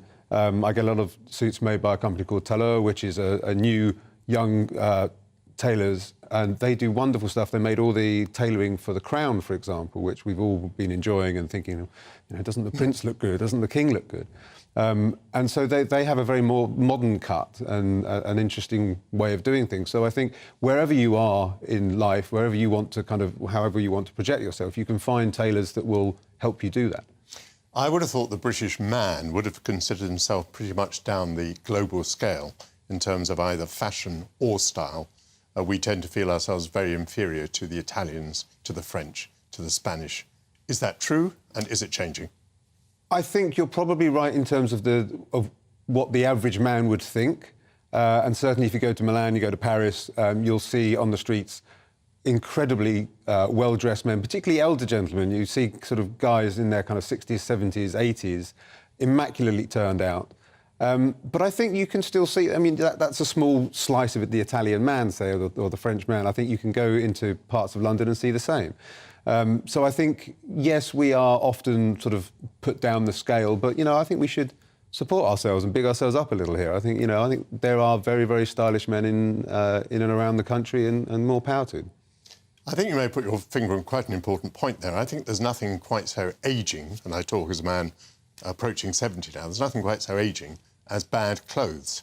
I mean, if you're wearing something which is simply the wrong length for you, if you're showing parts of the body that you don't really want to be showing, that is very, very ageing. I wonder if there's an education process there to get people into clothes that better suit their age. And I don't mean that an older man can't wear jeans. I simply mean they've got to be the right jeans, and the jacket's got to be the right length, and a coat's got to be the right kind of style. Absolutely. And I think if you speak to any tailor, they'll say there are three things that you need to consider: fit, fit, and fit. If the fit works for you, then you will look fine. And more guys are trying to kind of get away with something a bit tighter because they don't want to admit they're a slightly larger size. But actually, the point of tailoring is to hide all the things we don't like about our bodies and make you look great. And there really is very little that looks better than a perfectly cut suit. And a great jacket, a pair of trousers like you're wearing, will hide. Will enhance the great bits and hide. You know, I've got dodgy shoulders, and these things can make me look much broader and stronger. That's fine. So I think tailoring needs a bit of a reimagining, if you like, an image change, because too many people think of tailoring as slightly stuffy, something that their fathers might have worn. Or actually, people can wear a sports coat, a pair of jeans, and a jumper and look absolutely fabulous. And short answer, if you would, are you thinking that menswear in Britain is going to become more important to the British economy? I hope so, yes, very much so. I think there's a lot to give, and we've got some very talented craftspeople around. Well, thank you very much. Thank you, Paul Croughton, Editor-in-Chief of The Rob Report, for turning up in such a beautiful suit. Well, worn by James Bond, rock stars, royalty, football players, and even TV presenters, the bespoke suit from London's Savile Row is iconic around the world. For over 100 years, with skills handed down through generations, the district has been hand-making suits with the utmost discretion. Fashion designers such as the late Alexander McQueen learned their craft there. A Savile Row Academy teaches the elite tailors of the future. Although a bespoke suit starts at £5,000, business is booming. I followed in the steps of Alexander McQueen and went to Anderson and Shepherd.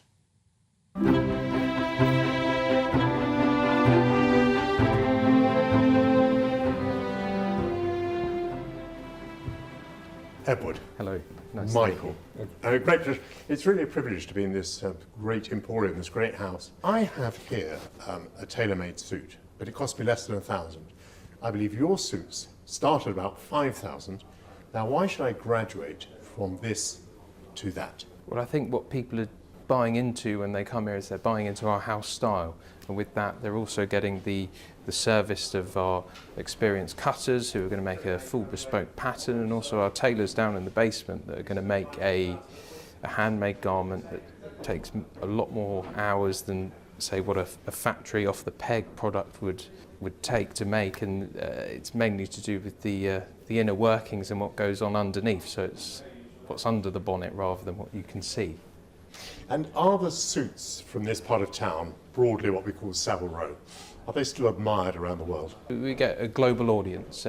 Why are they buying a Savile Row suit? What do they tell you is special about it? I think they're buying into the quality and craftsmanship that goes into it, whether that be the materials or the makeup and labour that's gone into it. A lot of the suits here are made to last, and we get many suits that come in that are older than me, that just need a small repair, maybe a button or a quick repair on the lining.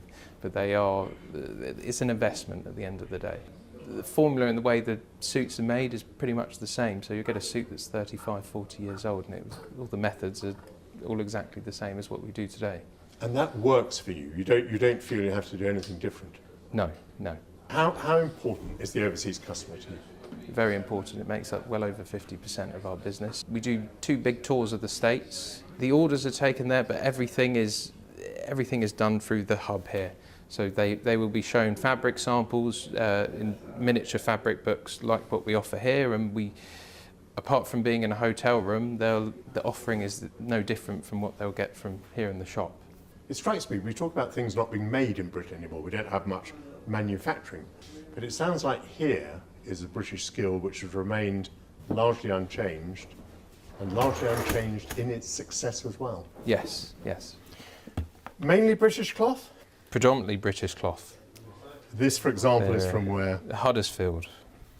So we tend to favour the English cloths. So once the customer's chosen their fabric, we take them into the fitting rooms, and they will have their measures taken by a coat cutter who will do the top half and who's trained specifically in that part, and then a trouser cutter who will do the bottom half. And then the business stuff begins here, by the look of it. Of course, yes. So in the cutting room. The cutting room. Samuel? Yes. Michael? Pleased to meet you. So, obviously, cutting goes on here. How is the process taken forward? Once the measures have been taken, we cut the paper pattern. So at Anderson & Shepherd, we split the labour between trousers and coats. So Mr. Haynes over there, who is a coat cutter, he just focused on jackets, and I just focus on trousers. So the first thing we do is we get a long piece of paper and we cut the paper pattern. So each customer has a unique paper pattern, and we have them all displayed up there. But how have you produced that bit of paper So from measuring somebody? On trousers, there are 7 measures we take, and then we have a drafting method. So there is a method that's been passed down for generations from every Anderson Shepherd trouser cutter. It's not written down anywhere, so it's just passed on knowledge, and we know how to convert those 7 measures to these 2 pieces of paper, which relate to a gentleman's lower half. Remarkable. Okay. Yes. So it looks like you also then chalk it out. Yes. So once the paper pattern is cut, we then use that to order a length, and then once the cloth comes in, we strike. So we lay the paper, strike. This is called striking. Oh. So the act of chalking around the pattern onto the cloth is called striking, or striking in. And in some tailors, there's a position just known as a striker. There's someone that's all they do. They just strike, strike, strike constantly. And so here, to strike, strike, strike is actually to work, work, work. Yes, absolutely. You lay it down, and then we chalk around it, and then these pieces of cloth either side, they're known as fit up. So they're not wasted. So for example, this length here, the tailor can use this to make the waistband. How long do you expect a pattern like this to last? Because let's face it, we do change size and shape, and on the whole in one direction. Sometimes if the customer changes shape so drastically, we just can't reuse it. But you see on an old one here, where we've added on like rings of a tree. That's charming, Yeah, isn't it? as he's grown. But we try, if we can, we try and keep the original pattern. How did you learn this business, and when did you learn it? So I came here as an apprentice. I was at the London College of Fashion studying tailoring, and through a series of work experiences, I've got a position here. So I actually dropped out of university to take the apprenticeship, and I've been here. It's my 7th year. But you learn on the job, like any true apprentice. But we do also have a Savile Row Bespoke Association, which sort of oversees qualifications. So tailors can actually work towards a City and Guilds qualification in tailoring. So when people wonder why they're paying quite a lot for a suit, it's things like this, it's skills like this, Absolutely, techniques and traditions like this, cloth like this, that is important. Yes. There's on a bespoke suit, so something like I'm wearing, there's about 70 hours of actual work into it, and that will be between about 4 or 5 people, including myself. Hello, are you Isa? Yes. And Isa, nice to meet you. As I understand it, you are an intern. Yes. Meaning that you're learning. Yes. I'm an intern at Anderson Shepherd. I've been here for 9 months. I've been learning how to cut and construct. So when you go back to college, you will be a much better student because? I mean, the techniques that I've learned here is so specific that is going to help me, I mean, throughout my life really, because it helps. It's not just jackets and trousers, because once you learn how to cut and construct, you can do quite literally anything. You can, obviously it's a menswear tailoring house, but if you want to do women's, like to cut dresses and everything, it's, you kind of understand the body and the shape and how something should fit around it, and you kind of get that aspect of what's right and what's wrong. And are you very aware that you're doing something important for exporting, for the balance of payments for Britain?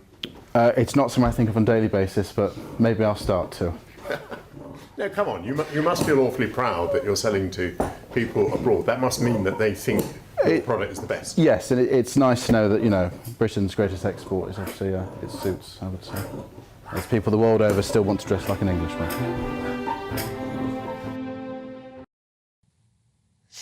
Thank you to everyone at Anderson and Shepherd, and especially for not being rude about my suit. Coming up, Julius Caesar was knifed in the Capitol in Rome, and Boris Johnson was stabbed in the back in the House of Commons. The book, The Fall of Boris Johnson, is a brilliant whodunit. That's after the news headlines with Aaron Armstrong.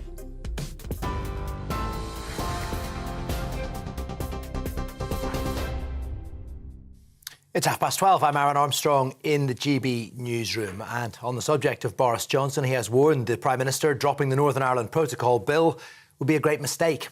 Yesterday, Rishi Sunak and Ursula von der Leyen, the European Commission President, issued a joint statement saying they'd made very good progress on fixing issues with the post-Brexit trading arrangements. Well, the protocol bill introduced under Boris Johnson would empower the UK to unilaterally scrap parts of the treaty. The Labour leader, Sir Keir Starmer, has urged Scottish voters to take another look at the party. Addressing a conference in Edinburgh, he said Labour can bring the change that Scotland needs, and Labour will build a fairer, greener and more dynamic Britain. Meanwhile, the Scottish Health Secretary, Humza Yousaf, and the former Minister Ash Regan have announced they're in the race to replace Nicola Sturgeon as SNP leader, revealing their plans in the Sunday Mail this morning. They've become the first to declare their candidacy for the contest. Other potential candidates include Mary McCallan and the Finance Secretary, Kate Forbes. Nominations close next Friday. The winner will be announced at the end of March. The French president wants Russia to be defeated in Ukraine, but not crushed. Emmanuel Macron says aiming for a total defeat of Moscow on its own soil has never been his country's position. He's been criticised by some NATO allies for delivering mixed messages over his policy on the war. The Kremlin has accused Macron of duplicitous diplomacy, saying his remarks show that the West is discussing regime change in Russia. TV online and DAB Plus radio, this is GB News. Now it is back to Michael Portillo.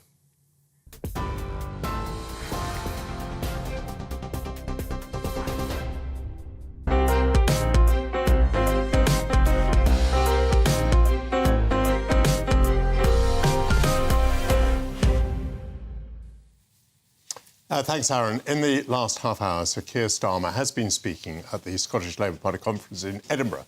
He's been setting out how he has reformed his party, and he's urging voters to take another look at Labour. GB News Scotland reporter Tony Maguire is in Edinburgh, and he joins us now. Tony, Keir Starmer thinks he's spotted an opportunity with Nicola Sturgeon going. He thinks there are SNP voters who might turn back to Labour. Is that right?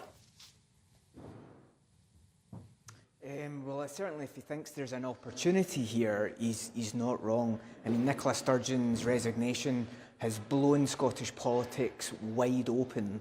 And just from the start of Keir Starmer's speech today, we also hear he's got his first major rock-solid endorsement from Rod Stewart. So, you know, to that end, it's basically a slam dunk now, isn't it? But no, what he did say was that Labour isn't going to change any hearts and minds, basically sitting back and watching this leadership contest play out.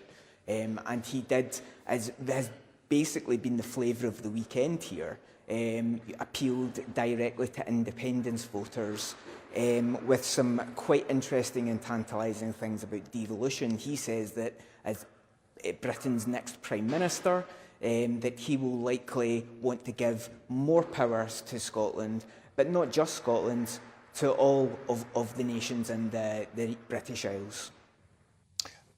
Tony, I read through the press release of the speech that was issued in advance.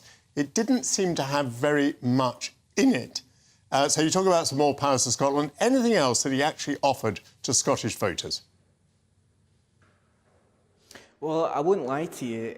Listening to the first part of the speech, I actually thought for a minute all he was going to offer was hope. You know, and actually hope isn't something that we're particularly short of north of the border, especially in looking at the Six Nations just now. But from Six Nations to four, you know, we did hear some rumblings about the economy and that his real green initiative for job, as part of GB Energy, of course, wants to focus on wind, solar, nuclear, hydrogen, in a bid to create more green jobs. But certainly nothing about the health service, albeit, you know, we've heard quite lengthy speeches about that across the weekend here at the conference, both from Jackie Baillie and Humza Yousaf, from Anas Sarwar. So it's certainly something that is going to be on the radar, but I think Keir Starmer is up here to really let people know that, you know, for Scots who think that the only way out or under a Conservative government in Westminster is through independence, that actually he's saying that Labour has their back here in Scotland. Thank you, Tony Maguire. So Keir Starmer has just spoken in Scotland, and we've brought you up to date on GB News. Them's the breaks, said Boris Johnson in his resignation speech outside Number 10 last July. Elected with a huge parliamentary majority in 2019, even after COVID had struck Britain, the Conservatives increased their Commons tally at a by-election in Hartlepool. much of the electorate apparently thought that Boris was a lovable rogue. The story of how scandals, rivalries and resignations led his party to turn on him is told in The Fall of Boris Johnson, now nominated for a Parliamentary Book Award. Sebastian Payne, now director of the think tank Onward, was Whitehall correspondent for the Financial Times with a front row seat during this Shakespearean drama. Well, I have donned for you, welcome Sebastian, my Garrick Club tie. Indeed. Now, why have I done that? Because the fall of Boris Johnson starts at a dinner at the Garrick Club, and I have to apologise, Michael. I think in the book I may have described the tie as slightly garish, but it's not garish in the way that you're wearing it right now.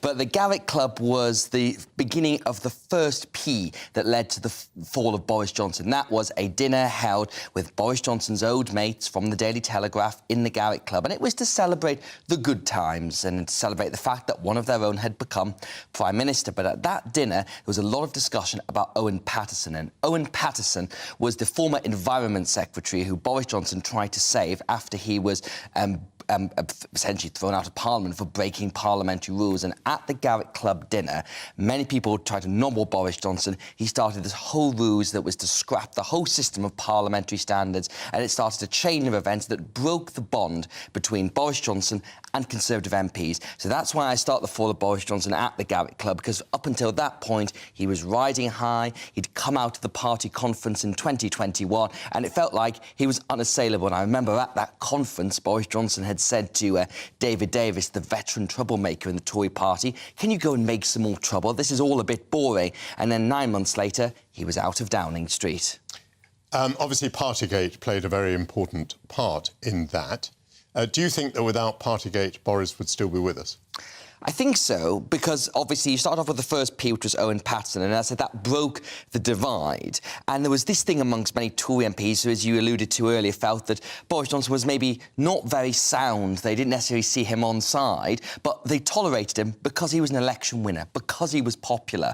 But then Partygate meant he was very unpopular, and ever since the first stories broke in December 2021, we'll remember the reports about the party on the evening of Prince Philip's funeral, the Allegra Stratton press conference, all those things just built up into a situation where his rating fell with the public. So if he'd handled Partygate differently, if it hadn't had that connection with voters who felt it was one rule for them and one rule for the rest of us, then I think he could have still survived. But ultimately, with Partygate, as I chart in the book, Boris Johnson never really got a grip of the situation. Nobody really asked, hang on a minute, you know, what actually went on here? And when the first Partygate story landed within Downing Street, nobody said, well, hang on a minute, were rules broken? All that happened was they said, just deny it all. And that famous line which caused so many problems, which was, there were no parties and no rules were broken. And as we know, that was simply not true. So yes, I think that was the biggest of the three Ps. He delivered that line without really knowing whether it was true or not. Well, let's assume he didn't know whether it was true or not.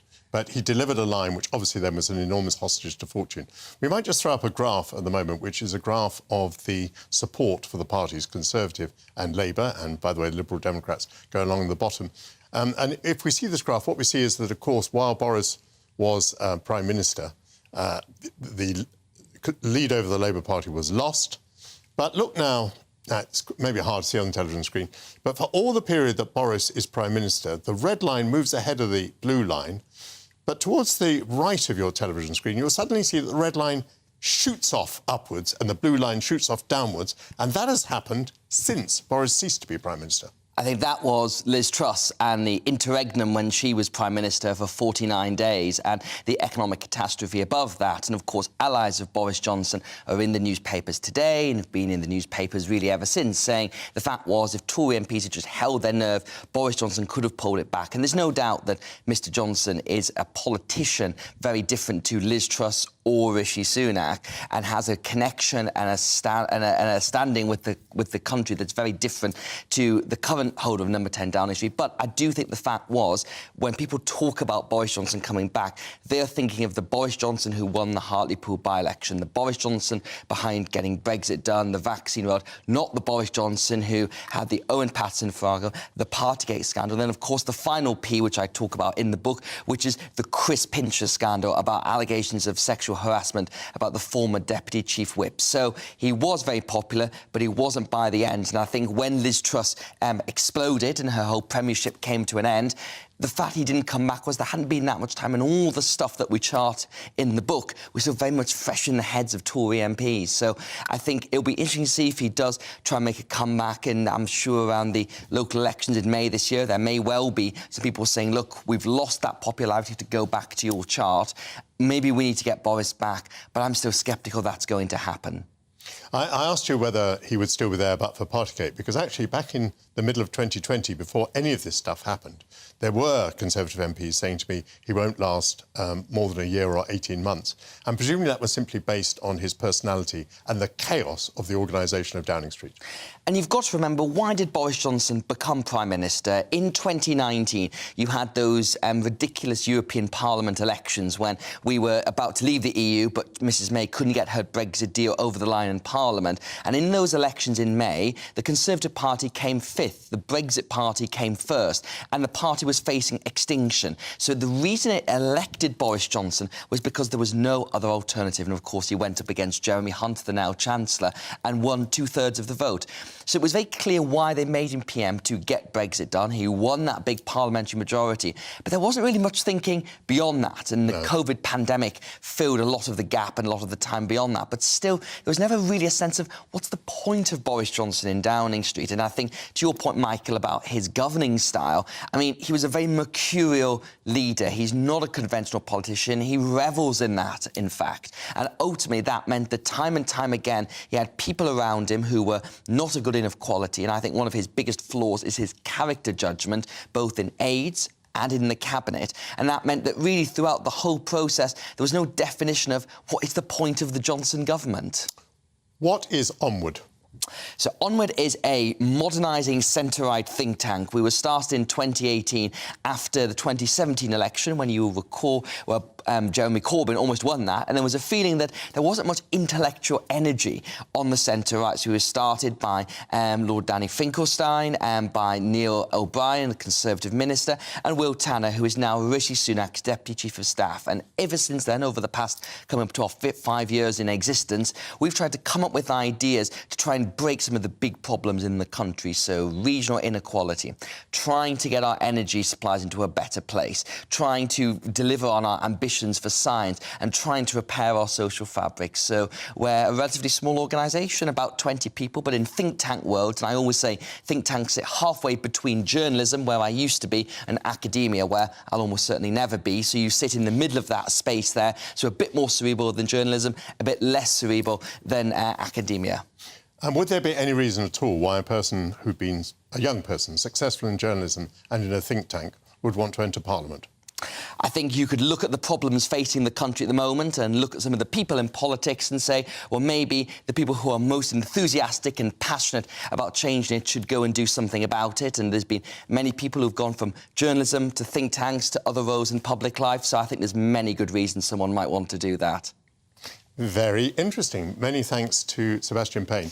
And his book, The Fall of Boris Johnson, The Full Story, is up for the Parliamentary Book Award. And those awards are made on Wednesday. Right. So we have our fingers crossed for you. Coming up, he's been dressing famous men and women for decades, and he's still producing fashion that people could actually see themselves wearing. Fashion designer legend Paul Costello will be joining us after the break.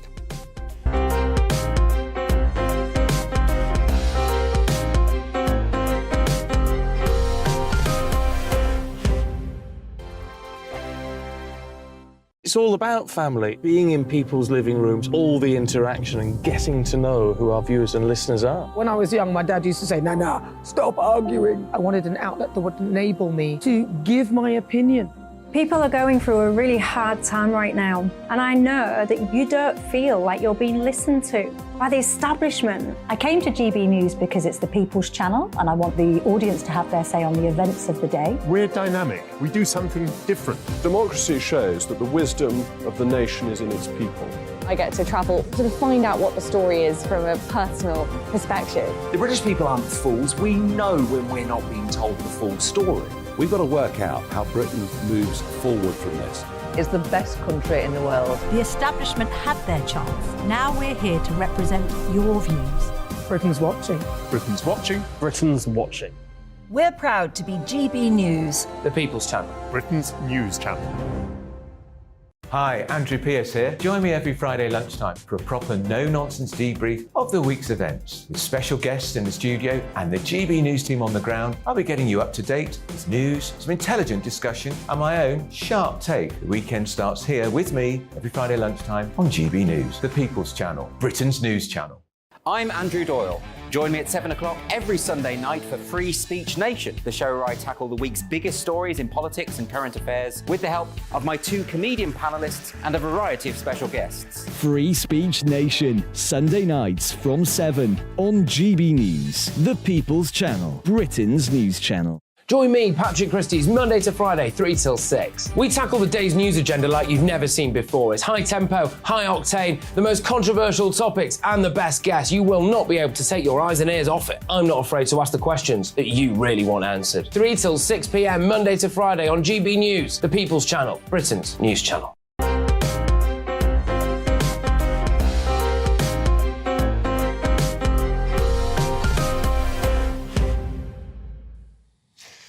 Welcome back. He had the honour of kicking off this year's London Fashion Week with a show inspired by James Joyce's Ulysses.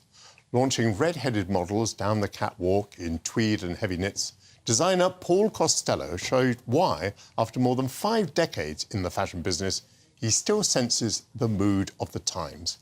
At 77, if I may say so, he has a time-honoured work ethic. And since he doesn't regard Sunday as a day off, he joins me now. Lovely to see you. And good to see you. Looking there at your most recent designs, I mean, I immediately, they're women's clothes, but I immediately see how they could be worn. I immediately see their elegance. I see the cut of them. You are producing clothes that people can just about imagine themselves wearing if they could afford them, and that's different from many of your colleagues and rivals. Yes. Yeah, well, I'm a tailor. I love fabrics. My father had a factory in Dublin, and I was brought up in that background of cut and sew, and I respect it. It's not a gimmicky career. It's very relevant. And then having lived in Italy, lived in Paris, lived in New York, I got schooled reasonably well. When did you feel that you had broken through? Because presumably many people start with a life story like yours, but not many climb the ladder. Well, I think it's just stamina, Michael. You probably understand that more than me. It's just staying on the horse. I always compare myself to a Grand National jockey. As long as you stay on, at least before they lower the fences, you would generally get within the top 5 or 6. So that was my process, and kind of just learning to take the hits and recuperating quickly. Did luck play a part? Was there a moment where someone spotted you, or you were in the right place at the right time? God, unfortunately, no. Nobody really spotted me. I think I just shoved myself because I wasn't a typical fashion designer. I came from a very large family of 7, brought up in Dublin in a big old mansion with tennis courts and croquet lawns. So it was a different environment. I wasn't there. So I started off in sort of a comfort to a certain extent. And then having moved to Paris, I was struggling terribly. I was way below the standards. But I kept going, and I'm very grateful to Paris and to Milan for giving me that values of quality. And as a man of such great dress and standards, you would appreciate that. You know, you won't find that jacket or those trousers in Marks and Spencer's. I don't know whether you're pulling my leg, but tell me about your latest show, inspired by Ulysses. Exactly. James Joyce, Dublin. 100 years old. It was written 100 years ago. Oh, yeah, at least. But he, having grown up in Dublin and having that kind of humour when Dublin was a great fun city where it was all mysterious and dark and badly lit streets and boulevards that nobody walked on in case they got tripped or killed or robbed. But it was a special city, and with a lot of characters and personalities. And it was nothing to do with wealth. It was to do with alcohol, which is something I treasure. I'm sure that's so incorrect, but and womanizing, and generally all the rules were broken. And in a way, that's what this collection reflects. Reflects people enjoying themselves, enjoying their clothes, and having fun. And I think we've forgotten. I believe that one of the reasons you look as good as you do in your 8th decade is that you cycle a lot. I do. I cycle. I don't always love it, particularly with certain cars coming in on top of you. I had a couple of falls. I fell on, at least on the Fulham Road, so it's a good street to fall on, outside the Westminster Hospital. I'm sorry to hear that, but do you see things from your cycle that you might not see if you were confined in a car, do you think? Well, absolutely. I think you do notice, and I look at the people crossing the road. I look at the shops on the King's Road. I cycle through Knightsbridge, look at the comfort of the people there, and then I go through Hyde Park, where I dream again about nature. Daffodils coming back, which they are at the moment, and it's a treasure. And when I was growing up, I wanted to be a cowboy, but so the nearest thing is a bike, because I wasn't allowed to study agriculture because I didn't have the necessary points. Otherwise, I'd have been out in the Midwest somewhere at this point. Oh, there we are. So luck has played an extraordinary part in your life. But tell me this: not having a choice, Mike, yes, that's the secret. Some people have got too much talent, like you. You know, you're a politician. You've done this. You've done that. You're now a travelling Roman soldier. Yeah, I do all that. Yeah. And I think you had a choice. I had no choice. No, you could either paint or be a fashion designer. And tell me now, why, after 50 years in the business, why do you want to go through the strain and the hassle of doing 2 shows a year? 2 shows a year, and particularly this one was really tough. And I went way over budget because I had 54 outfits instead of normally 40. And I like the challenge. I still think I'm quite good, and I'm not going to allow somebody else to take my space. Very similar, Michael. Yeah. No, I'm still cluttering up this sofa as well. No, very good. And I think you're pretty good too, Paul, so thank you very much. Well, I think you're very good too. Thank you. Thank you for coming on GB News. That is Paul Costello. So, coming up, Emily Carver is sitting in for Alistair Stewart, another legend. Emily, what have you got in your show? I am indeed. What another splendid show from you. I think we need to bring back some sartorial elegance to this country, perhaps. I'm going to be talking about, well, a few of the biggest stories of the week. We're going to be discussing energy companies. Of course, they've been posting record profits, but is it true to say that they're profiteering from our misery? I want to dig a little deeper, go beyond the sensationalist headlines and see if some of the vitriol they're getting is well-deserved or not. And also trust in the police. We've seen scandal after scandal. We've seen the handling or mishandling of the Nicola Bulley case. How can we restore trust in the police? Can the police themselves restore that trust? Did you see Keir Starmer just now? What did you make of that? Well, I saw a little bit of Keir Starmer. I think, as always, he's trying to appeal to as many people as he can. Whether he's got the trust of the public, I'm not sure. Yes, and the Boris story today, how do you reflect on that? Boris has reappeared on the scene.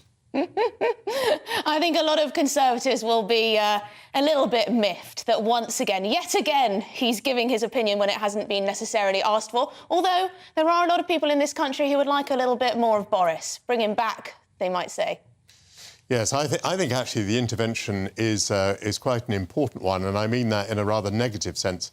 There was a contributor on GB News earlier saying that it was like inserting a Trojan horse, because we are dealing here with some very sensitive constitutional matters.